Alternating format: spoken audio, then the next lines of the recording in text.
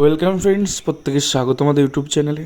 যে সমস্ত ভিউয়ার্সরা প্রথমবার চ্যানেলটি দেখছেন তারা অবশ্যই চ্যানেলটি সাবস্ক্রাইব করে নেবেন এবং চ্যানেলের পাশে থাকা বেল আইকনটি প্রেস করবেন, যাতে এই ধরনের খবরাখবর সবচেয়ে দ্রুত আপনাদের কাছে পৌঁছে যায়।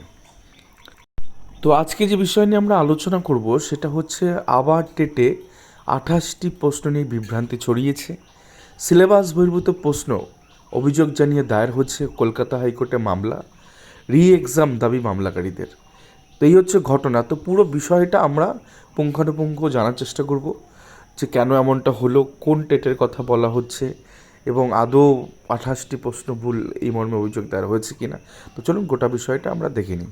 তো দেখুন, আমরা 21 তারিখে দাঁড়িয়ে আছি। তো 22 তারিখে অনারেবল জাস্টিস বিশ্বজিৎ বসু স্যারের বেঞ্চে কিন্তু এই মামলাটি তোলার জন্য বলা হয়েছে, মানে যাতে লিস্টেড করা হয় এই মামলাটি, তার জন্য বলা হয়েছে। মামলার case number WPS search mister x versus the state of West Bengal. তো আমরা এখানে হাইড করে দিয়েছি কেস, মানে পিটিশনারদের ডিটেলসটা। তো সেক্ষেত্রে মানে মূল পিটিশনার যা ডিটেলসটা। তো মোদ্দা কথা, বিশ্বজিৎ বসু স্যারের বেঞ্চে কিন্তু 22শে মে আগামীকাল এই মামলা লিস্টেড করার কথা কিন্তু বলা হয়েছে। দেন কী আছে সিনপসিসে? The petitioner have requisite qualification to be appointed as a assistant teacher under a Madrasa Service Commission for class 5 to 8, অর্থাৎ 5 to 8-এই কিন্তু ঘটনাটা ঘটেছে, যেই ক্ষেত্রে কিন্তু কোশ্চেন সিলেবাস বহির্ভূত কিছু কোশ্চেন এসছে এবং সেই সংখ্যাটা 28-এর গায়ে। তো সেখান থেকেই দেখুন সেকেন্ড লাস্ট লাইনে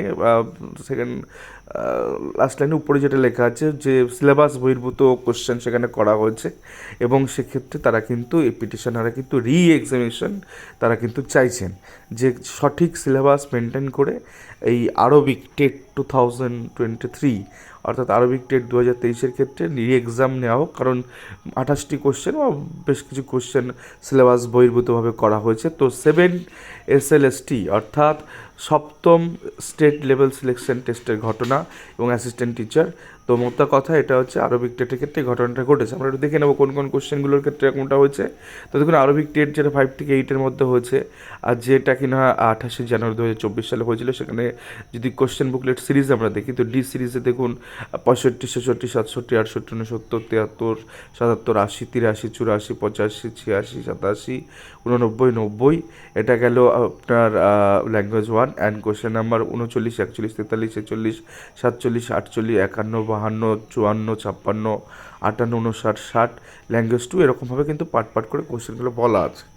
তো এইটা দিয়ে শেষে দেখুন বলা আছে were not in accordance with the guidelines syllabus for conducting the teachers eligibility test, অর্থাৎ সিলেবাস মেনটেন করে এই কোশ্চেনগুলো করা হয়নি, এমনটাই দাবি মামলাকারীদের। তো সেক্ষেত্রে সিলেবাসটা দেখুন, the West Bengal Madrasa school service commission Arabic TET. তো সেক্ষেত্রে ক্লাস 5 to 8-এর ক্ষেত্রে সিলেবাস পরপর দেওয়া আছে, CDP, দেন ল্যাঙ্গুয়েজ 1, ল্যাঙ্গুয়েজ 2, এরকমভাবে পরপর দেওয়া আছে। তো মোদ্দা কথা, এই সিলেবাসের এতদিন কোশ্চেন হচ্ছিল যে প্রশ্ন ভুল, যে 4টে অপশান ভুল আছে বা 2টো অপশান একটা কোশ্চেনের ক্ষেত্রে ঠিক আছে। তো এবার যে মর্মে মামলা দায়ের হলো সেটা হচ্ছে সিলেবাসের বাইরে থেকে কোশ্চেন কিন্তু করা হয়েছে এই টেটে, অর্থাৎ the West Bengal Madrasa school service commission বা মাদ্রাসা সার্ভিস কমিশনের ক্ষেত্রে আরবিক টেট 5 to 8-এর ক্ষেত্রে।